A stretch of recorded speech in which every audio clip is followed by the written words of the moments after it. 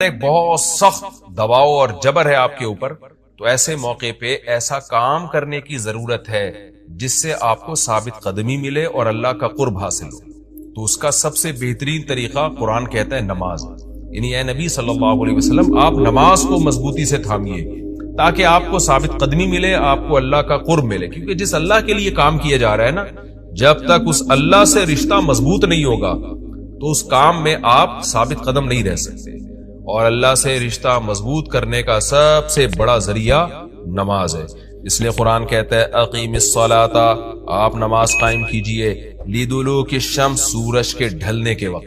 سورج کب ڈھلتا ہے؟ جب بالکل بلندی پہ جا کے ڈھلنا شروع ہوتا ہے تو ظہر کا وقت شروع ہوتا ہے، الی غسق اللیل، رات کے اندھیروں تک. یعنی اس میں 4 نمازیں آ گئی. سورج جب ڈھلتا ہے نا بالکل بلندی پر ہوتا ہے، تھوڑا سا ڈھلتا ہے ظہر کا وقت، مزید ڈھلان پیدا ہوتی ہے عصر کا وقت، مزید ڈھلتا ہے مغرب کا وقت، اور پھر الی غسق اللیل، سورج تو غائب ہو جاتا ہے مغرب کے بعد، پھر رات کے اندھیرے میں یعنی عشاء کا وقت. وقرآن الفجر، اور فجر کے وقت میں، فجر کی تلاوت کے وقت میں. تو قرآن میں اشارہ کر دیا کہ اصل تلاوت کا وقت ہے ہی فجر کا. آج بعض اماموں کو ہم نے دیکھا فجر میں بڑی مختصر تلاوت کرتے ہیں، یہ بالکل غلط ہے. سنت ہے فجر میں طوال مفصل، یعنی سورہ حجرات سے لے کے سورہ بروج تک کی جو لمبی لمبی صورتیں ان کو تلاوت کیا جائے. تو فجر کے قرآن کے وقت بھی آپ نماز قائم کیجئے. ان قرآن الفجر، بے شک فجر کا جو قرآن ہے، فجر میں جو تلاوت ہے، کانا مشہودا، اس میں حاضر ہوتے ہیں. کون حاضر ہوتے ہیں؟ حدیث سے پتہ چلتا ہے فرشتے. فجر کا وقت اتنا مبارک وقت ہے جب اس میں امام صاحب قرات کرتے ہیں اور لوگ ہاتھ باندھ کے پیچھے امام کی قرات سنتے ہیں. ایک خاص سکینت نازل ہوتی ہے اللہ کی طرف سے، اور فرشتے بھی اس تلاوت میں نازل ہوتے ہیں. صحیح حدیث سے یہ بات ثابت ہے کہ فرشتے جو تبدیل ہوتے ہیں نا، ان کے آنے جانے کا وقت اور فجر اور عصر میں ہے. جو فجر میں فرشتے آتے ہیں انسان کی حفاظت کے لیے، لہو معقبات من بین یدیہ ومن خلفہ یحفظونہ من امر اللہ. بہت ساری مخلوق اس کائنات میں ایسی ہے جہاں تک سائنس نہیں پہنچی، اور ہو سکتا ہے قیامت تک پہنچ ہی نہ سکے. وہ انسان کی عقل سے بالاتر ہے وہ مخلوق، اور یہ بھی ممکن ہے پہنچ جائے سائنس ترقی کر کے. وہ مخلوق انسان کو نقصان پہنچانے کی کوشش کرتی ہے. تو اس مخلوق سے بچانے کے لیے، جن میں جنات ہیں سر فہرست، ان سے بچانے کے لیے اللہ نے فرشتوں کا انتظام کیا ہے. تو حدیث میں آتا ہے صبح و شام، قرآن سے بھی یہ بات ثابت ہے، صبح و شام فرشتوں کی باریاں چینج ہوتی ہیں اور وہ ہماری حفاظت کے لیے اللہ کی طرف سے متعین ہوتے ہیں. تو ان کی جو حاضری ہے ان فرشتوں کی، وہ فجر کے وقت میں ہوتی ہے. اور یہ بھی حدیث سے ثابت ہے کہ بہت سے فرشتے صرف تلاوت سننے کے لیے زمین پہ اترتے ہیں. تہجد کے بارے میں حدیث میں آتا ہے کہ جب کوئی شخص تہجد میں قرآن کی تلاوت کرتا ہے تو فرشتے آنا شروع ہوتے ہیں اور اس کے جو ہے نا لبوں پہ اپنے منہ کو رکھ لیتے ہیں اس کی تلاوت کو چکھنے کے لیے. اتنا فرشتوں کو لطف محسوس ہوتا ہے تہجد کی تلاوت میں. اور پھر وہ تانتا بناتے بناتے جو ہے نا ایک دوسرے پہ سوار ہوتے ہوتے آسمان کی بلندیوں تک پہنچ جاتے ہیں. تو فجر کی نماز میں بھی یہ فضیلت ہے. تو آگے اللہ فرماتے ہیں کہ اللہ نے فجر کی نماز کی فضیلت کو بیان کیا. آگے اللہ فرماتے ہیں وَمِنَ اللَّيْلِ، یہ تو 5 نمازیں ہو گئیں، یہ تو ساری امت پہ فرض ہیں، لیکن رات کے کچھ حصے میں فَتَہَجَّدْ بِهِ کا مطلب اس حصے میں آپ نے تہجد پڑھنی ہے نافلۃ لک، اے محمد صلی اللہ علیہ وسلم. یہ آپ کے لیے اضافہ ہے. کیا مطلب؟ یا تو نبی صلی اللہ علیہ وسلم پہ 6 نمازیں فرض تھیں، یعنی 5 فرض کے علاوہ تہجد بھی فرض تھی. تو اس لیے قرآن نے کہہ دیا کہ امت پہ تو 5 فرض ہیں نافلۃ لک، لیکن یہ تہجد آپ کے لیے اضافی ہے، یعنی آپ پر 6 نمازیں فرض ہیں. ایک مطلب تو یہ بھی ہو سکتا ہے. اور جو علماء اس کے قائل ہیں کہ نہیں نبی پر تہجد فرض نہیں تھی، تو ان کے نزدیک اس آیت کی تفسیر یہ ہوگی کہ یہ آپ کے لیے ایک اضافہ ہے اللہ کے قرب حاصل کرنے کا. یعنی 5 نمازیں تو پڑھنی ہی پڑھنی ہے، لیکن آپ اللہ کے قرب کے لیے ایک اضافی چیز بھی آپ کو دی جا رہی ہے تاکہ آپ کے درجات اور زیادہ بلند ہوں. تو ایسی صورت میں یہ صرف نبی کے ساتھ خاص نہیں ہے، کیونکہ خطاب نبی سے چل رہا ہے اس لیے اللہ نے کہہ دیا آپ کے لیے اضافہ، ورنہ حقیقت میں پوری امت کے لیے یہ اضافہ ہے. آگے اللہ فرماتے ہیں عسیٰ ان یبعثک ربک، امید ہے کہ آپ کو آپ کا رب پہنچا دے مقام محمود تک. یہ مقام محمود کیا ہے؟ شفاعت کبریٰ، یعنی تمام پیغمبر نبی کے پاس آئیں گے کہ آپ سفارش سے آغاز کریں، یعنی سفارش کا آغاز آپ سے ہوگا، پھر آپ صلی اللہ علیہ وسلم سفارش کریں گے. تو یہ ایک سب سے اونچا مقام ہے جو اللہ قیامت کے دن رسول اللہ صلی اللہ علیہ وسلم کو دے گا، اور جس سے آپ کی تمام پیغمبروں پر فضیلت ثابت ہو جائے گی کہ جب تک آپ کی طرف سے شفاعت کی ابتدا نہیں ہوگی کوئی اور پیغمبر سفارش نہیں کریں گے. تو اللہ نبی صلی اللہ علیہ وسلم کو تسلیاں دے رہا ہے کہ یہ مشرکین کا جو آپ کے اوپر بے پناہ دباؤ ہے، جبر ہے، آپ اس میں تسلی رکھیے، آپ نماز قائم کریں، اور تہجد کی پابندی کریں، اللہ نے آپ کو بہت بڑا آگے چل کے مقام دیں۔ چونکہ نبی صلی اللہ علیہ وسلم بھی بشر تھے نا، مشرکین کے دباؤ کی وجہ سے آپ بھی ایک پریشانی میں آتے تھے، تو اس لیے اللہ آپ کو ثابت قدم رکھنے کے لیے آپ صلی اللہ علیہ وسلم کو یہ خوشخبریاں سنا رہا ہے کہ آپ نے اپنا اس عمل کو فوکس کرنا ہے، نماز اور تہجد کو، تاکہ آپ کا اللہ سے قرب رہے، اور اللہ آپ کو خوشخبری دے رہا ہے کہ امید ہے آپ کا رب آپ کو بہت بڑے مقام تک پہنچا دے۔ رہا مسئلہ مشرکین کی دھمکیوں کا کہ یہ پوری کوشش کر رہے ہیں کہ آپ کو مکہ سے نکال دیں، تو ہم نے تو بتا دیا کہ یہ خود بھی نہیں پنپ پائیں گے، لیکن آپ نے اللہ سے کیا دعا مانگنی ہے؟ وَقُلْ رَبِّ، کہہ دیجئے اے میرے رب، ادخلنی مدخل صدق، مجھے مکہ میں داخل کیجئے مرغوب داخلہ، اچھا داخلہ، اور مجھے مکہ سے نکالیے بھی اچھے طریقے سے، یعنی اچھا نکلنا ہو میرا، ایسا نکلنا جس کے نتائج اچھے ہوں۔ اس میں اشارہ ہے کہ آپ صلی اللہ علیہ وسلم کو مکہ سے نکالنے پر مجبور کیا جائے گا، اور ایک وقت آئے گا کہ آپ مکہ سے نکلیں گے۔ تو اللہ اپنے حبیب صلی اللہ علیہ وسلم کو پہلے سے دعا سکھا رہے ہیں کہ آپ اللہ سے دعا مانگیں، اللہ جب میں نکلوں تو میرا داخلہ بھی اچھے طریقے سے ہو اور میرا نکلنا بھی اچھے طریقے سے ہو، یعنی پسندیدہ نکلنا ہو۔ سوال پیدا ہوتا ہے نکلنے کا عمل تو پہلے ہے اور مکہ میں داخلے کا عمل بعد میں، تو نکلنے کا تذکرہ پہلے ہونا چاہیے کہ اللہ مکہ سے مجھے اچھی طریقے سے نکال، اور مکہ میں مجھے داخل بھی اچھے طریقے سے کرنا، تو داخلے کا تذکرہ پہلے کیوں؟ اس میں بلاغت کا ایک نقطہ ہے کہ پیغمبر کا بنیادی مقصد وہ ہدف ہے جو پیغمبر دنیا میں لے کے آئے ہیں، تو اس کی آغاز تو مکہ سے کرنا ہے جس میں آپ کو بھیجا گیا، جو ابراہیم علیہ السلام کا شہر ہے، جہاں بیت اللہ ہے، اسلام کا مرکز تو اس جگہ سے بننا ہے، تو اس جگہ سے اگر نکالنا ہی مقصد ہے تو یہ جگہ تو رہ گئی نا پھر جو ابراہیم علیہ السلام کا مرکز اور ابراہیم علیہ السلام کی دعائیں تھی، تو اس لیے اصل مقصد تو یہ کہ مکہ میں داخل میں اچھے طریقے سے ہوں، جو پیغمبر کا مقصد تھا دنیا میں آنے کا، مکہ فتح کر کے داخل ہوں، یہاں مجھے غلبہ ملے، اور یہاں میرا جب داخلہ ہو تو ایسا داخلہ جس کو میں پسند کروں۔ یہ جو ابھی میں مکہ میں کہیں سفر سے جا کے واپس آتا ہوں، یہ داخلہ وہ داخلہ نہیں ہے جو میں چاہتا ہوں۔ تو چونکہ مکہ سے نکلنا مقصد نہیں ہے، نکالا اس لیے جا رہا ہے تاکہ داخلہ ایک طاقت کے ساتھ ہو اور اچھے طریقے سے داخلہ ہو، اس لیے اس داخلے کا تذکرہ پہلے کیا جا رہا ہے۔ ہاں وہ داخلہ اس وقت تک ممکن نہیں ہے جب تک مکہ سے ایک دفعہ آپ کا خروج نہ ہو، تاکہ مدینہ میں ریاست بنے اور آپ 10,000 کا لشکر لے کر فاتحانہ انداز سے مکہ میں داخل ہوں، اور جس مقصد کے لیے اللہ نے آپ کو بھیجا تھا وہ مقصد پورا ہو۔ تو وہ مقصد نکلے بغیر پورا ہو نہیں سکتا، اس لیے نکلنے کا تذکرہ کر دیا، ورنہ اصل مقصد تو یہ ہے کہ اللہ میں مکہ سے نکلنا نہیں چاہتا، میں مکہ میں داخلہ چاہتا ہوں۔ داخلہ ایسا ہونا چاہیے مدخل صدق، سچا مرغوب داخلہ ہونا چاہیے۔ چنانچہ اللہ نے آپ کی دعا قبول کی، اور جب نبی مکہ میں داخل ہوئے نکلنے کے بعد، تو کیسا بہترین آپ نے کا داخلہ ہوا کہ 10,000 کا لشکر لے کر آپ گئے، اور مشرکین مکہ آپ سے معافی کی بھیک مانگ رہے تھے۔ تو یہ مکی آیتیں اس وقت تو ظلم کے پہاڑ توڑے جا رہے تھے، لیکن پیغمبر سے اس طرح کی دعائیں کروائی جا رہی تھی، وَأَخْرِجْنِي مُخْرَجَ صِدْقٍ، اور اللہ مرغوب نکلنا ہو، یعنی جب میں نکلوں تو بھی میرا اچھا ٹھکانہ ہو۔ چنانچہ آپ کا نکلنا بھی بڑا اچھا ہوا کہ پورا مدینہ آپ کے استقبال میں کھڑا ہوا تھا، اور طلع البدر علینا من ثنیۃ الوداع، یہ جو ترانے ہیں یہ مدینہ کی بچیاں آپ کے استقبال میں پڑھ رہی تھی۔ تو آپ کا نکلنا بھی اچھا ہوا، یعنی مدینہ میں داخلہ جو مکہ سے نکل کے، اور پھر جو مکہ میں آنا وہ تو اس سے بھی زیادہ عزت اور شان کے ساتھ ہوا۔ وَاجْعَلْ لِي مِن لَّدُنْكَ سُلْطَانًا نَصِيرًا، اور اللہ تو بنا دے میرے لیے اپنے پاس سے زبردست طاقت جس میں میری مدد، غلبہ دے دے مجھے مشرکین پر۔ یہ بھی مستقبل کی دعا ہے جو ان حالات میں نبی سے منگوائی جا رہی ہے، اور اللہ نے آپ کی ساری دعاؤں کو قبول کیا، سلطان نصیر بھی دے دیا آپ کو، غلبہ بھی دے دیا مکہ پہ، ایسا غلبہ جس میں اللہ کی مدد تھی، اور وہ کمزور غلبہ نہیں تھا، طاقتور غلبے کو سلطان کہا جاتا ہے۔ اور مدینہ میں جانا بھی آپ کا پسندیدہ ہوا، اور مکہ میں آنا بھی آپ کا پسندیدہ ہوا۔ اور اے نبی آپ یہ بھی کہہ دیجئے جاء الحق، حق آ چکا ہے، وزہق الباطل، اور باطل فنا ہو چکا ہے۔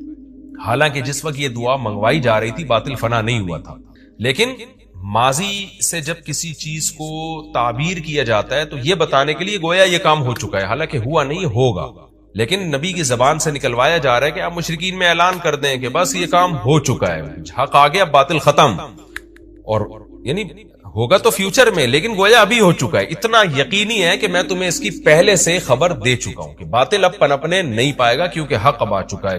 ان الباطل کان زہوقا، اور باطل تو ہے ہی فنا ہونے والی چیز، جب حق آتا ہے تو باطل فنا ہو جاتا ہے۔ نبی صلی اللہ علیہ وسلم جب مکہ مکرمہ میں داخل ہوئے نا تو آپ بتوں کو چھڑیوں سے گراتے تھے، چھڑی سے مکہ میں داخل ہو کے 360 بت کو ایک ایک کر کے چھڑی مارتے تھے اور وہ بت الٹے لڑکتے تھے. تو آپ اس موقع پر یہ آیت پڑھ رہے تھے کہ جاء الحق وزهق الباطل ان الباطل کان زہوقا.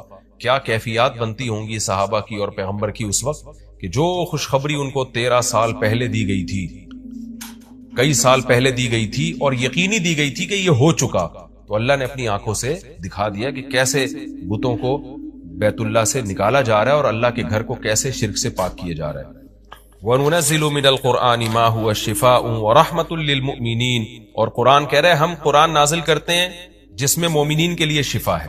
یعنی اے نبی آپ کی تسلی کے لیے اور بھی ہم بتائیں آپ کو کہ ہم یہ جو آیتیں نازل کر رہے ہیں نا اس میں مومنین کو بھی شفا مل رہی ہے، ان کی اصلاح ہو رہی ہے شرک سے اور برے عقیدوں سے، اور مسلمانوں کے لیے یہ رحمت ہے، ان کو تسلیاں بھی مل رہی ہیں. وَلَا يَزِيدُ الظَّالِمِينَ إِلَّا خَسَارًا. اور ظالمین کے خسارے میں اضافہ ہو رہا ہے کیونکہ ظالمین اس پر عمل نہیں کر رہے، حجت تمام ہو رہی ہے. وَإِذَا نَمْنَا عَلَى الْإِنسَانِ أَعْرَضَ وَنَأَىٰ بِجَانِبِهِ. قرآن کہتے ہیں ہم جب انسان پر احسان کرتے ہیں تو وہ اعراض کرتا ہے اور اپنے پہلو کو ہٹا دیتا ہے.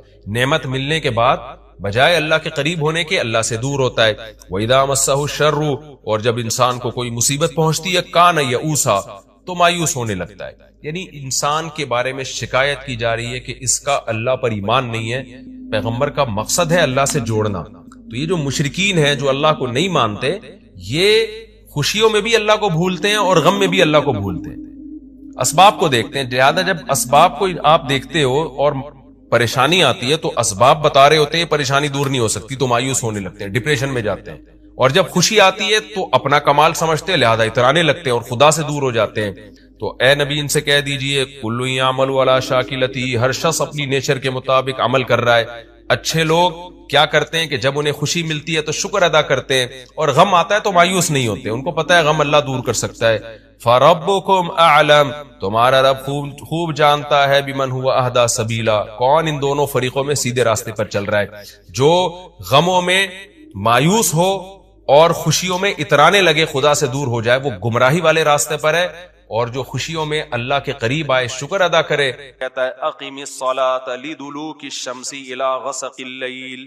نمازوں کو قائم کرو دلوک شمس، سورج ڈھلکنے کے وقت، الی غسق اللیل، اور راتوں کے اندھیروں میں. تو غسق اللیل میں دو نمازیں آ گئیں، مغرب اور عشاء. یہ دونوں رات کی نمازیں ہیں، لیکن ان دونوں کے اوقات میں بڑا فرق ہوتا ہے. مغرب میں فل اندھیرا نہیں ہوتا لیکن روشنی بھی نہیں ہوتی، بہت زیادہ وقت میں تغیر ہو جاتا ہے. اور غسق جو ہے لیل جب انتہائی درجے کی ہوتی ہے تو وہ عشاء کا وقت جب بالکل کیا ہو جاتا ہے، اندھیرا. آگے اللہ کہتے ہیں وقرآن الفجر، اور پھر فجر کا وقت بالکل ڈیفرنٹ ٹائم ہوتا ہے. مغرب کا وقت باقی اوقات سے بالکل مختلف ہے. سورج ڈھل گیا، غروب ہو گیا، لیکن ابھی روشنی ہے، اندھیرا شروع نہیں ہوا. پھر گھپ اندھیرا ہو گیا. یہ کیا ہے؟ یہ بڑا تغیر ہو رہا ہے زمین کے اندر. تغیر سمجھتے ہو؟ تبدیلی، چینجنگ. آسان لفظ استعمال کرنا چاہیے. بڑی چینجنگ آ رہی ہے ٹائمنگ میں، اور اس سے انسان کے جذبات میں اور احساسات میں بڑا فرق پڑتا ہے. ظہر کا تو فجر کا وقت بالکل ڈیفرنٹ ہے، ابھی دن طلوع ہونے والا ہے. پھر سورج ہوتے ہوتے جب ڈھلکتا ہے نا بالکل بلندی پہ پہنچ کے تیز تپتی بھی دھوپ ہوتی ہے جس کو اللہ دلوک شمس کہہ رہے ہیں. دلوک کہتے ہیں ڈھلکنا. تو سورج کا جو ڈھلکنا ہے نا، بلندی پہ جا کے لڑکنا نیچے، اس کو کیا کہتے ہیں؟ اس میں اللہ نے دو نمازوں کا ذکر کر دیا، ظہر اور عصر. اس لیے کہ دلوک جو معتد بھی ہوتا ہے، گاڑی اردو پھر استعمال کر رہا ہوں، معتد بھی قابل ذکر دلوک، وہ ایک عصر میں ہوتا ہے، ایک ظہر میں ہوتا ہے. میں نے وہ کلپ ریکارڈ کروایا تھا نا عاقب سعید کو کہ 5 نمازیں اپنے ٹائم پر ہیں، اور یہ قرآن کی عیسائی سے ثابت ہے کہ نمازوں کے 5 ٹائم ہیں، 3 ٹائم کی نمازیں قرآن میں نہیں ہیں. تو اس پہ میں نے کہا تھا کہ دلوک شمس ہے نا، سورج کا ڈھلکنا، تو معتد بھی ڈھلکنا، قابل ذکر ڈھلکنا ایک ظہر کے وقت ہوتا ہے، ایک عصر کے وقت. کیونکہ عصر کے وقت 45 پہ آ جاتا ہے اور ظہر کے وقت بلندی پہ جا کے ڈھلکتا ہے.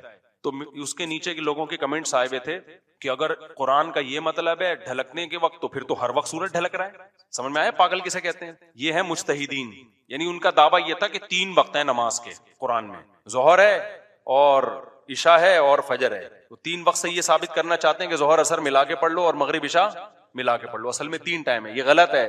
دلوک شمس کا لفظ ہے قرآن میں، اور دلوک سے مطلق دلوک مراد ہے، اور مطلق سے فرد کامل مراد ہوتا ہے. معتد بھی، دیکھو فرد کامل کو میں مثال سے سمجھاتا ہوں. پہلے میں یہ جنہوں نے اعتراض کیا نا اٹھ پٹانگ قسم کا، ان کے اعتراض کا جواب دوں. یہ کہتے ہیں ہر وقت، واقعی ہر وقت تو دلوک ہو رہا ہے، لیکن اس کا تو کوئی بھی قائل نہیں ہے. ایسے تو 1 کروڑ نمازیں ہو جائیں گی. ابے سورج بلندی پہ جا کے جب تک پورا غروب نہیں ہوتا تو ہر سیکنڈ ڈھلک ہی رہا ہے نا، تو کیا ہر سیکنڈ میں نماز پڑھیں گے؟ تو ظاہر ہے قرآن وہ بات کرے گا جو انسانوں کے فہم کے مطابق ہوں گی. تو اس سے صاف پتہ چلتا ہے وہ ڈھلکنا مراد ہے جو قابل ذکر ڈھلکنا ہو. تو قابل ذکر ڈھلکنا جس کو اصطلاح میں کہتے ہیں معتد بھی ڈھلکان، وہ جب ہے جب بلندی پہ جا کے پہلی دفعہ ڈھلکنا شروع ہو اور پھر 45 کے زاویے پہ آ جائے. اس سے زیادہ ڈھلکان والی نماز حدیث سے ثابت بھی نہیں ہے. نہیں آئی میرا خیال ہے بات؟ تو مطلق سے فرد کامل مراد ہوتا ہے. اس کو میں مثال سے سمجھاتا ہوں. دیکھو میں آپ سے کہتا ہوں چائے لے کر آؤ، آپ برف ڈال کے ٹھنڈی چائے لے آئے. میں کہوں گا یہ کیا لے آیا؟ آپ کہیں آپ نے بولا تھا گرم چائے لاؤ. میں بولوں گا جب میں نے چائے کا لفظ مطلق بولا ہے، اس کے ساتھ کوئی گرم یا ٹھنڈے کی قید نہیں لگائی، تو اس سے فرد کامل ہی مراد ہوتا ہے. کامل فرد چائے کا کیا ہے؟ کامل درجے کی چائے کیا ہے؟ جو گرم ہوتی ہے، درمیانی درجے کا میٹھا ہوتا ہے اور مناسب سی پتی ہوتی ہے. میں نے آپ سے کہا چائے لے کر آؤ، آپ 6 چمچ زہر بنا کے نا پتیوں کے ڈال کے لے آئے. اور سب میں نے کہا یہ کیا لے کر آیا ہے؟ آپ کہہ رہے ہیں، آپ بول رہے ہیں چائے. میں کہا بھائی تو زہر بنا دی. تو آپ بولو آپ نے یہ تھوڑی کہا تھا نارمل چائے، آپ نے تو چائے بولا تھا. تو چائے میں تو کوئی بھی چائے. سمجھ میں آ رہی ہے بات کہ نہیں آ رہی؟ یہ چیزیں اصول فقہ میں پڑھی جاتی ہیں جو آج کل کے اسکالرز نے نہیں پڑھی. تبھی قرآن و حدیث کا مطلب بھی ان کو سمجھ میں نہیں آتا. تو المطلق اذا اطلق یراد به الفرد الکامل، یہ اصول فقہ کا مسئلہ ہے اور لغت کا بھی مسئلہ ہے. قاعدہ ہے، ضابطہ ہے کہ جب بھی کوئی لفظ علی الاطلاق بغیر کسی قید کے بولا جائے گا تو فرد کامل مراد ہوتا. اکمل نہیں، اکمل کا مطلب بہت اوپر کی زعفران والی چائے، نہ فرد کامل جو ناقص نہ ہو. زعفران والی چائے لے آؤ گے پھر بھی برا لگے گا. آپ بولو گے بھائی مفتی صاحب آپ نے چائے بولا تھا اور کہا تھا کہ فرد کامل مراد ہوتا ہے، تو میں اس میں زعفران ڈال کے لے آیا. اب میں پتہ نہیں زعفران پیوں نہیں پیوں یار، تو کیا کر کے لے آیا؟ میں تو کامل نہیں، میں تو اکمل. تو میں بولوں گا قاعدہ یہ ہے کہ مطلق جب بولا جاتا ہے تو نارمل جو کامل ناقص نہ ہو، اکمل مراد نہیں ہوتا اس سے.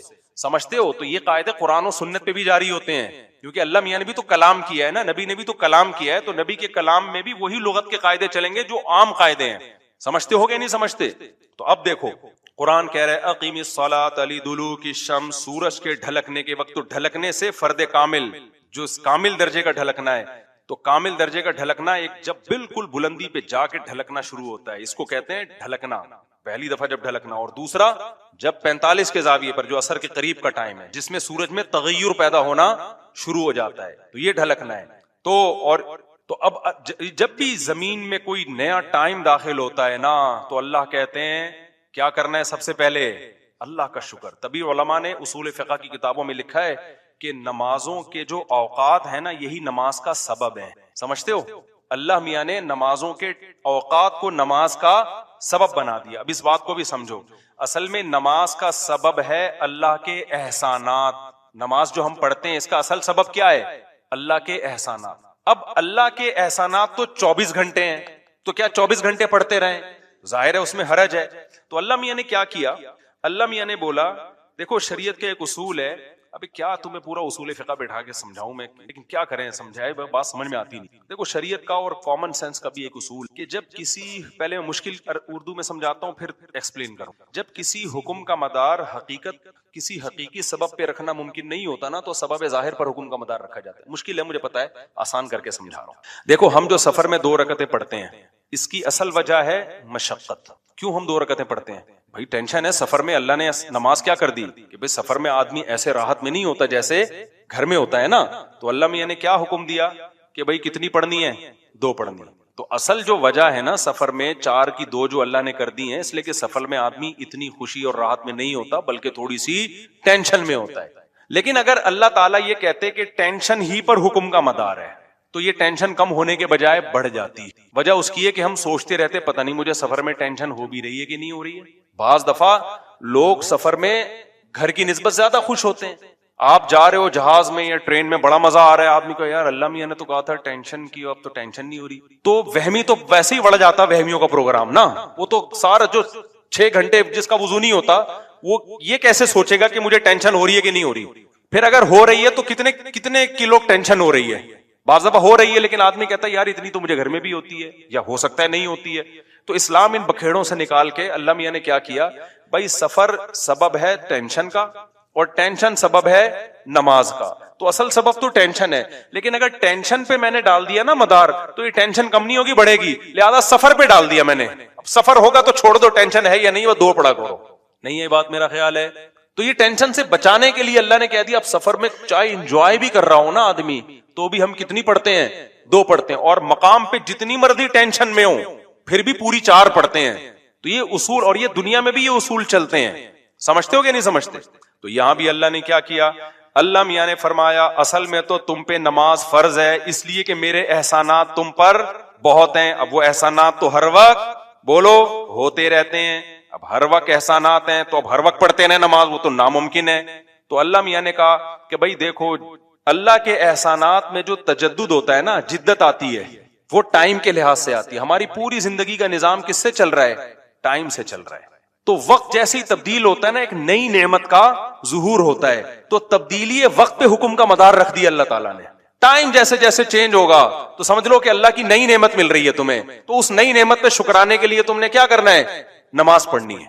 تو ٹائم چینج ہوتا ہے, تو ٹائم جو ہے نا, اب ٹائم تو 24 گھنٹے میں ہر سیکنڈ میں چینج ہو رہا ہے. تو وہی بات ہے, اللہ نے کہا ہر سیکنڈ میں چینج ہو رہا ہے, لیکن دلوک شمس والا ٹائم اور رات والا ٹائم اور وہ قرآن الفجر, فجر والا ٹائم, یہ اس میں ٹائم میں بڑا تغیر آتا ہے. تو بڑا تغیر آتا ہے تو نئی نعمت مل رہی ہے, اور لہذا جب نئی نعمت مل رہی ہے, حقیقت میں نہ بھی مل رہی ہو اور حقیقت میں اس سے پہلے بھی مل رہی ہو نہیں, لیکن اب فرض یہ کر لیا گیا ہے کہ جب ٹائم چینج ہوگا تمہیں نئی نعمت ملے گی, اور نئی نعمت ملے گی تم پر لازم ہے کہ اللہ کا شکر ادا کرو. تو اس لیے علماء نے اس مسئلے کو بڑا اچھا سمجھا, اصول فقہ میں ایکسپلین کیا ہے کہ نمازوں کا جو سبب ہے نا وہ کیا ہے, اوقات کی تبدیلی. جیسے 2 رکعتوں کا سبب سفر ہے, حالانکہ اصل میں نہیں ہے, اصل میں تو کچھ اور ہے, لیکن اب اللہ نے کیا بنا دیا سفر کو. تو ایسے ہی نمازوں کے واجب ہونے کا سبب کیا ہے, وہ وقت میں بڑی تبدیلی. تو یہ 5 ٹائم اس زمین پر ایسے ہیں جس میں بڑی تبدیلی ہوتی ہے, اور ان بڑی تبدیلیوں سے انسان کو اللہ کی نعمتوں کا احساس ہوتا ہے. اگر یہ ٹائم رک جائے نا تو ہماری زندگیوں کی رنگینیاں ختم. صرف فجر ہی کا ٹائم ہو, ظہر میں جو الگ سی انسان کی فیلنگ ہوتی ہے, عصر میں الگ فیلنگ ہوتی ہے, مغرب میں الگ, انجوائے کرتا ہے انسان لائف کو. نہ ہر وقت اسے مغرب کا ٹائم چاہیے, اسے عشاء بھی چاہیے, لیکن ہر وقت عشاء نہیں چاہیے. اسے فجر کی بہاریں بھی چاہیے, لیکن ہر وقت فجر کی بہاریں نہیں چاہیے. اسے دوپہر کی چلچلاتی دھوپ بھی چاہیے, ہر وقت نہیں چاہیے. شام کی ٹھنڈی چھاؤں بھی چاہیے جو عصر کے ٹائم ہوتی ہے. اور کیسے سمجھائیں میرے بھائی, میرے پاس اس کے علاوہ تبھی تو 5 نمازیں ہیں, تو 2 نمازیں اکٹھی بیٹھی نہیں ہوتی, سمجھ رہے ہو کہ اوقات 5 ٹائم چینج ہوتے ہیں اور بڑی تبدیلی آتی ہے. تو 3 ٹائم کیوں پڑھ رہے ہو بھائی تم نماز؟ باقی قرآن و حدیث کے حوالے کیا ہیں وہ میں انشاءاللہ بھی ریئیکشن ریکارڈ کرواؤں گا, اس پہ وہ آ جائیں گے. تو میرے بھائی, تو یہ اسلام ہے جو ہمیں کہتا ہے کہ جب وقت میں بڑی تبدیل, تو تمہیں اللہ کی نعمت واقعی ہوتا بھی ہے. آپ رات کو سو جاؤ ٹائم پہ, صبح صادق کا وقت جب ہوتا ہے نا, خدا کی قسم دل میں ذرا سی بھی اللہ کی محبت کا جذبہ ہونا, تو انسان کے دل میں اللہ کی محبت کی چنگاریاں پیدا ہوتی ہیں صبح کے ٹائم کہ میرے رب نے مجھے رات کو سلا دیا, اور بالآخر اب سورج دوبارہ سے نکل کے اپنی ذمہ داری پوری کرنے والا. دل چاہتا ہے اللہ کو راضی کروں, اٹھوں میں اللہ کے سامنے جاؤں. ہم تو پوستیوں کی طرح, میجورٹی تو سوری ہوتی ہے نا, اٹھتی 12 بجے کم وقت, اس کو کیا پتا وہ صبح اور وہ چھاؤں ستاروں کی اور وہ نور. شاعر نے کہا تھا, اگلا مصرع بھول گیا کیونکہ نبی میں رٹا لگا کے, وہ صبح اور وہ چھاؤں ستاروں کی اور وہ نور, دیکھے تو غش کرے ارینی گوئے اوجے تور. واہ واہ, اب یاد آ گیا. آپ کو سمجھ میں نہیں آیا ہوگا کیونکہ اردو برباد ہو رہی ہے. شاعر نے کہا ہے ارینی, موسیٰ علیہ السلام نے کوہ طور میں کہا تھا نا ارینی, اے اللہ مجھے اپنا جلوہ دکھا.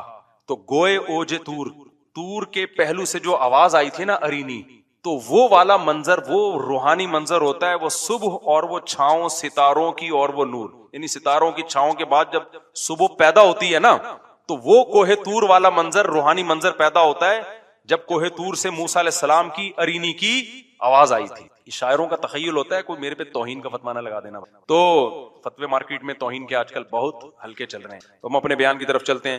تو یہ 5 نمازیں اللہ نے کیا کر دی میرے بھائی, بولو. اصل تو عبادت اسلام میں ہے ہی نماز. اصل کیا ہے, 5 ٹائم دن میں. تبھی علماء کہتے ہیں معافی نہیں ہوتی ہے, موت تک چلتی رہتی ہے, کیونکہ ٹائم آتا رہتا ہے نا. ٹائم آئے گا تو نماز لازم ہوتی رہے گی, یا تو ٹائم روک لو. ہم جب گئے تھے وہاں ناروے میں تھے نا, تو بہت لمبی رات تھی, تو وہاں ٹائم رکا ہوا تھا رات کا. تو مغرب اور عشاء اور فجر میں ٹھیک ٹھاک فاصلہ ہوتا تھا. فجر 8:45 بجے ہو رہی تھی صبح, اور عشاء میرا خیال ہے 4:30-5 بجے. تو چونکہ ٹائم رکا ہوا تھا نا, مغرب کے بعد عشاء کا وقت, فجر کا وقت آ ہی نہیں رہا, عشاء کا وقت, عشاء کے بعد فجر کا وقت آ ہی نہیں رہا, تو ٹائم رک گیا, تو نماز بھی کیا ہو گئی, رک گئی. ٹھیک ہے, دیر سے پڑھو, تو کیونکہ ٹائم چینج ہوگا تو حکم اللہ کا نماز کا آپ کی طرف متوجہ. ہاں, جن علاقوں میں 6 مہینے 3 مہینے سورج نکلتا ہی نہیں ہے, وہاں پھر حدیث میں آتا ہے کہ اس میں پھر حدیث میں کچھ اور ہے, وہ پھر ابھی مسئلہ بیان کروں گا تو بات لمبی ہو جائے گی.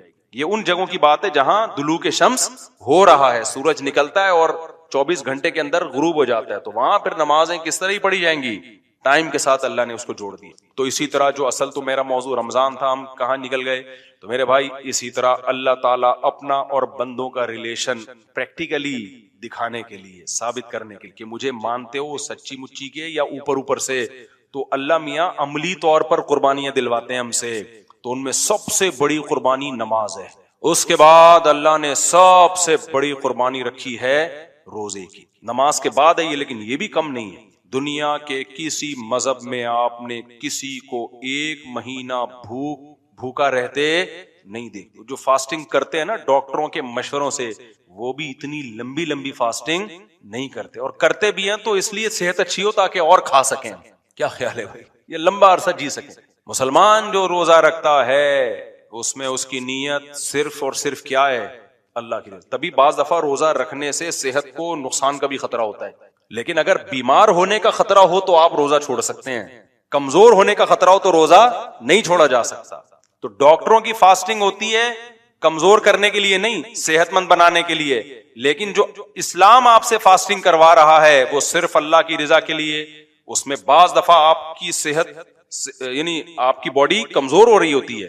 مثال کے طور پر آپ نے افطاری کی 2 کھجوروں کے ساتھ, اور نیت آپ کی یہ تھی کہ سحری میں طبیعت سے پھوڑوں گا میں, اور ویٹ بھی آپ کا صحیح ہے. میں ڈاکٹروں کی فاسٹنگ اور اسلام کی فاسٹنگ کا فرق بتا رہا ہوں نا بھائی. دیکھو, ڈاکٹر نے آپ کو کہا کہ آپ کا وزن 90 کلو کا ہو گیا ہے, تو آپ ایسا کریں 1 وقت کا کھانا اسکپ کر دیں. یہی کہے گا نا ڈاکٹر, زیادہ بہت زیادہ کہے گا 24 گھنٹے میں 1 ٹائم کھا لیں آپ.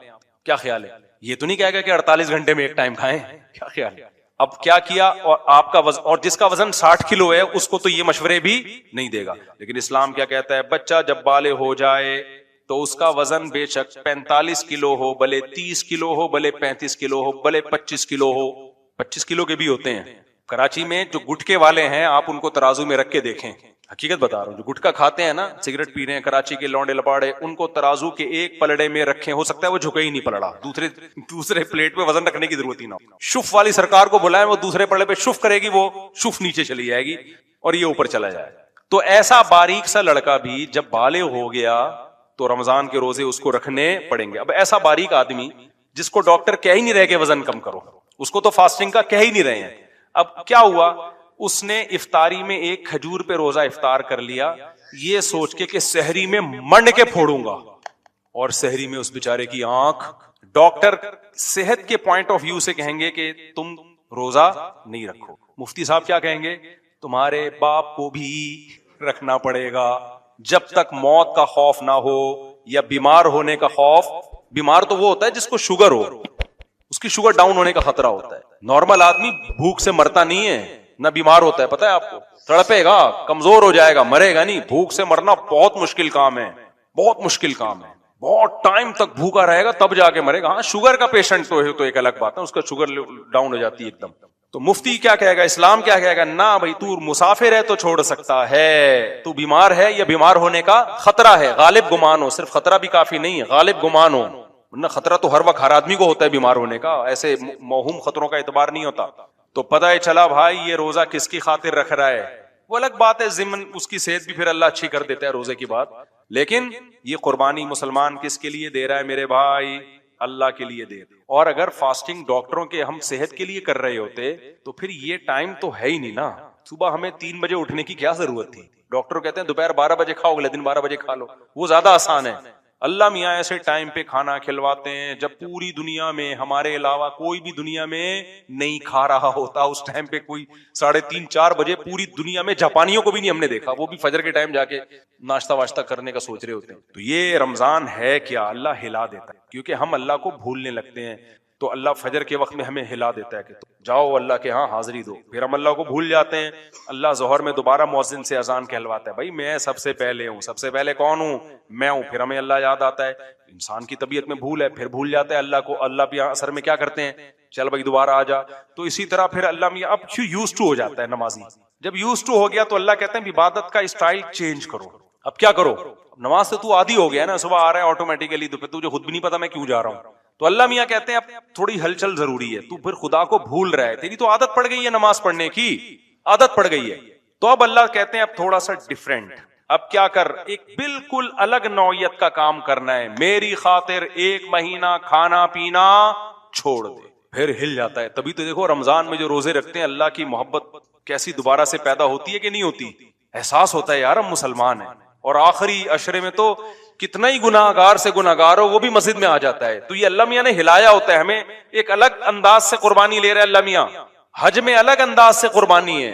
اب رمضان کے روزے بھی تو رکھتے رکھتے رکھتے رکھتے ہر سال عادت پڑ جاتی ہے نا, تو اللہ حج میں الگ قربانی, اتنی سخت قربانی ہے نا حج کی. وہ 5 دن جو احرام والے ہوتے ہیں بالکل ہی ڈیفرنٹ انداز کی قربانی ہے. وہ گھوم رہے ہو بیت اللہ کے گرد, چکر لگا رہے ہو, رمی کر رہے ہو, 2 چادریں پہن لی سفید, بغیر سلے ہوئے کپڑے, ٹنڈ کرا رہے ہو. بھائی یہ سب کیا ہو رہا ہے؟ آدمی کہتا ہے یار یہ خوشبو نہیں لگا رہے, خوشبو لگانے پر پابندی لگا دی, بالکل ہی الگ. اور صفا مروہ میں دوڑ رہے ہو, یہ نہ رمضان میں ایسی عبادت نہ نماز میں ایسی عبادت, بالکل ڈیفرنٹ انداز ہے عبادت کا.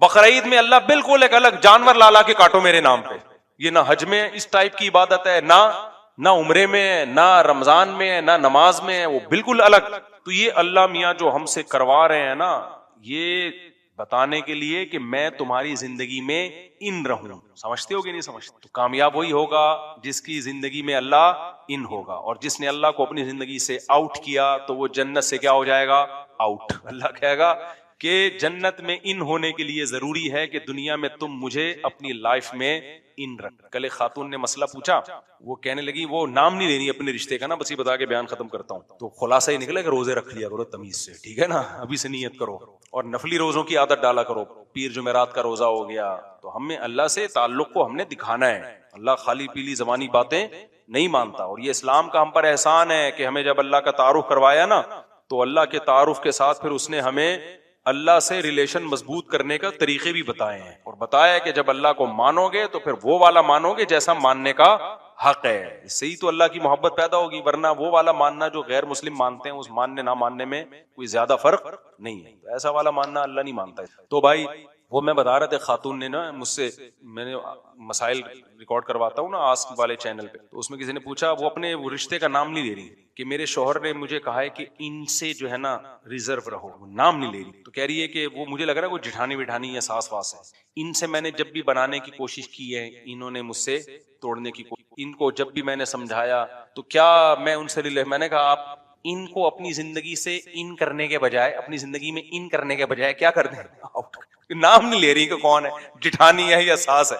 میں نے کہا دیکھو یہ خاتون ان سے کتنا ڈر رہی ہے, تو جب اتنا ڈر رہی ہے بھائی, اتنی خطرناک ہے یہ ان, تو اس ان کو ان کرنے کے بجائے کیا کر دو, آؤٹ کر. تو بھائی میرے اللہ میاں کو ہم اپنی زندگی سے آؤٹ نہیں کر سکتے, ان کرنا پڑے گا. اور یہ اسلام سے میں تو کہتا ہوں یار, ہمیں اللہ نے مسلم پیدا کر کے خدا کی قسم ہم پر بہت بڑا احسان کر, سب سے بڑا احسان اللہ نے ہمیں اسلام دے کے کیا ہے. کیسا خوبصورت عبادت کا نظام دیا. اگر ہم مسلم نہ ہوتے, اللہ نہ کرے, تو کیا ہوتا, کتنے مسائل. ابھی لاہور میں کانفرنس ہونے والی ہے, بہت سے غیر مسلم مسلمان ہوئے ہیں. اس کانفرنس کا یہ کہ اگر ہم مسلم نہ ہوتے تو, یہ اسلام دنیا میں نہ ہوتا تو دنیا ہوتی کیا, دنیا ہوتی. سب سے پہلی بات ہماری تو 4 ہوتی اگر ہم اللہ نہ کرے, بچے ہی نہ ہوتے. یہ خوشیاں جو گھروں میں ملی ہیں کس کی برکت سے ملی ہیں, اولادیں ہی نہ ہوتی. ہم بھی انگریزوں کی طرح ایک گرل فرینڈ ہوتی اور اس کا کوئی پتہ نہیں, کسی بھی وقت مارکیٹ سے شارٹ. اور عورت کا تو ایسا بیڑا غرق ہوتا نا سوسائٹی میں, ہماری مائیں نہ ہوتی, ہماری بہنیں نہ ہوتی. عورت گوروں کی طرح, جاپانیوں کی طرح اکیلی گھوم رہی ہوتی کسی بوائے فرینڈ کے ساتھ, نہ اس کا پیچھے پوچھنے والا کوئی بھائی, اور نہ وہ کسی کی ماں ہوتی, بس فزیکلی ہوتی. بچے اس کی خدمت کر کے ثواب حاصل نہیں کر رہے, ریلیشن تو ہوتے ہی نہیں. نہ ہم اتنے صاف ستھرے ہوتے جتنے اب ہیں. میں نے بتایا تھا نا آسٹریلیا میں ایک گورے کو میں سمجھ رہا تھا بڑا نیک, صاف ستھرا, جنرل اسٹور پہ میں گیا, اس نے بنیان پہنا ہوا تھا نا, 2 گورے کھڑے ہوئے تھے, تو میں نے کہا یار کیسے نہیں, تو جوتوں کا ڈبہ نکالنے کے لیے اس نے جب یوں ہاتھ اوپر کیے نا دونوں نے, تو میں واقعی بھاگا ہوں وہاں سے. سب ایسے نہیں ہوتے, کسی کا مذاق اڑانا مقصد نہیں ہے, سب ایسے نہیں ہوتے. تو میں نے پہلی دفعہ یہ منظر, تو میں نے وہاں پوچھا, میں نے کہا یار یہ کوئی سمجھانے والا نہیں ہے, یہ تو ویسے ہی کتنا برا لگ رہا ہے. تو وہ جو میرے میزبان تھے انہوں نے کہا شکر کرو بھائی ہم کیا ہیں, مسلمان, ہمیں اللہ میاں نے سمجھا دی پہلے سے. تو صفائی نہیں ہے میرے بھائی, صفائی نہیں ہے. ہم پانی سے استنجا نہ کرتے اگر ہم مسلمان نہ ہوتے, ہمارے رمضان کی رونقیں نہیں ہوتی, ہمارے ریلیشن نہیں ہوتے. ہم نماز پڑھنے میں کتنا مزہ ہے, فجر کی نماز میں تو ایسا لطف ہے یار, صرف اٹھنے کی تکلیف ہوتی ہے تھوڑی دیر کی رضائی سے نکلتے ہوئے, اس کے بعد جب وضو کر کے آؤ کیسا نور برس رہا ہوتا ہے کہ نہیں ہوتا, ایسا سکون ملتا ہے یار. کسی مذہب کی عبادت گاہ میں یہ روحانیت ہوتی ہے؟ حالانکہ ان کی عبادت گاہوں میں ڈیسک ہوں گے, کرسیاں ہوں گی, سونے اور چاندی کے وہ لگے ہوئے ہوں گے, اور بڑا ڈیکوریٹ کیا ہوا ہوگا. میں ایسے ایسے عبادت گاہوں میں گیا ہوں, اربوں روپے کا سونا لگا ہوا ہے اندر, سکون نہیں ہے. اور آپ کسی گاؤں دیہات کی مسجد میں چلے جاؤ, ایک مؤذن ہوگا بیچارہ جھاڑو لگا کے پوچھا لگا کے مسجد صاف کر رہا ہوگا, وہاں بھی نماز پڑھو وہی سکون ملتا ہے جو الفلاحیہ میں ملتا ہے. اور حرم چلے جاؤ تو ایک الگ ہی مزہ ہے. تو بھائی اسلام نے جو, خدا کی قسم آخرت تو بعد میں ملے گی, اسلام نے ہمیں دنیا میں بھی کیا کر دیا, ہماری زندگیوں کو سکون اور خوشیوں سے بھر دیا ہے. رمضان کے روزے کی تکلیف تو ہوتی ہے, لیکن خدا کی قسم جو افطاری میں لذت ہے وہ لذت غیر مسلم کو نصیب نہیں ہوتی. وہ ہماری تکلیف کو دیکھ رہا ہوتا ہے کہ سارا دن بھوکے پیاسے کتنا مزہ آتا ہے. بس ایک واقعہ سنا کے بیان ختم کرتا ہوں. میں پشاور میں تھا نا, تو ایک بوڑھے آدمی آئے, انہوں نے مجھے کہا کہ بھائی وہ کسی نے چھیڑ دیا. میں جہاں بھی جاتا ہوں 4 شادیوں پہ لوگ چھیڑ دیتے ہیں دوسرے کو. ان بوڑھے سے کہنے لگے, وہ پٹھان تھے, ان کو کہنے لگے یار تم 4 شادیاں کرو سنت ہے. اس بوڑھے نے ایک بات کہی, اس نے کہا خدا کی قسم مزہ اللہ نے صرف 2 چیزوں میں رکھا ہے, ایک اللہ کی راہ میں لڑنا اور دوسرا افطار کرنا روزہ. اتنا اس نے در سے یہ بات کہی ہے نا کہ اس کی لذت میں نے محسوس کی ہے. بعض دفعہ آدمی اتنے اندر سے ایک بات کہہ رہا ہوتا ہے کہ اس کے جذبات سامنے والے کے سینے میں ٹرانسفر ہو جاتے ہیں. واقعی ایسا ہے. جب آپ روزہ افطار کرنے کے لیے بیٹھتے ہو نا, تو صرف یہ نہیں ہوتا کہ آپ کی بھوک ختم ہو رہی ہے نا, ایک احساس ہوتا ہے انسان کو کہ میں نے کس کے لیے قربانی دی تھی, اللہ کے لیے. اب اس قربانی کے ختم ہونے کا ٹائم آ رہا ہے. تبھی ہمارے نبی نے کیسی پیاری دعا سکھائی ہے. اس دعا میں خدا کی قسم افطار سے بھی زیادہ مزہ ہے. آپ صلی اللہ علیہ وسلم جب افطار کر کے کھجور سے افطار کرتے نا, کیسی توانائی آتی ہے نا, ایک دم جسم میں طاقت آ جاتی ہے. تو آپ فرماتے ذهب الظما, شدید پیاس کا روزہ ہو, کھجور کھاؤ اور پانی پیو, تو آپ فرماتے ذهب الظما, پیاس چلی گئی. یہ بتانے کی ضرورت ہے کہ پیاس چلی گئی, لیکن نبی اللہ کا شکر ادا کرنے کے لیے اپنی زبان سے یہ الفاظ دہرا رہے ہیں, ذهب الظما, پیاس چلی گئی. کیوں؟ اس لیے کہ یہ کہنے میں مزہ آتا ہے, یہ کہنے میں کیا آتا ہے, لطف آتا ہے. ذهب الظما, پیاس چلی گئی. وابتلت العروق, اور رگیں تر ہو گئیں. کیسا ڈھیلا خشک ہوا ہوا ہوتا ہے مغرب سے پہلے روزے دار, بھی چڑچڑے ہوئے ہوتے ہیں, پکوڑوں کی دکان پہ جھگڑے, پیٹرول پمپ پہ لڑائیاں. افطاریوں پہ تو ہم نے رولوں پہ لڑتے ہوئے, رول نہیں ہوتے, ایک خاندان تھا, بھی اشارہ نہیں کروں گا, رول پہ لڑائی ہوئی ہے ان کی. افطار ہوا نہیں ہے, بھی رول پہ لڑائی, وہ اس نے یوں کر کے آگے کر لیا, اس نے یوں کر کے پیچھے کر لیا. تو یہ سب آنتوں کی خشکی کی وجہ سے ہو رہا ہوتا ہے. ہم لوگ ڈر گئے تھے ان کو دیکھ کے, ہم نے کہا پتہ نہیں کیا ہو گیا, بعد میں پتا چلا وہ رول پہ لڑائی ہوئی ہے, کیونکہ اس سے بھوک کی حالت میں دسترخوان بھی اچھا لگ رہا ہوتا ہے. آدمی کہتا ہے دسترخوان کھا جاؤں گا, وہ تو جب 2 نوالے پیٹ میں اترتے ہیں پھر رول کا پتہ چلتا ہے بھائی 50 روپے سے زیادہ, 20 روپے سے زیادہ کی ویلیو نہیں ہے اس سے پہلے کیا جذبات ہوتے ہیں. تو آپ نے فرمایا ذهب الظما وابتلت العروق, رگیں کیا ہو گئیں, تر. وثبت الاجر انشاءاللہ, اور فرمایا روزے کا اجر اللہ نے لکھ, دنیا کا بھی مزہ دے دیا اللہ نے, اور آخرت میں بھی اس کو محفوظ کر لیا. اور اس سے بڑی خوشی کیا ہوگی میرے بھائی, کہ جسمانی لذت بھی اور روحانی لذت بھی. اس سے غیر مسلم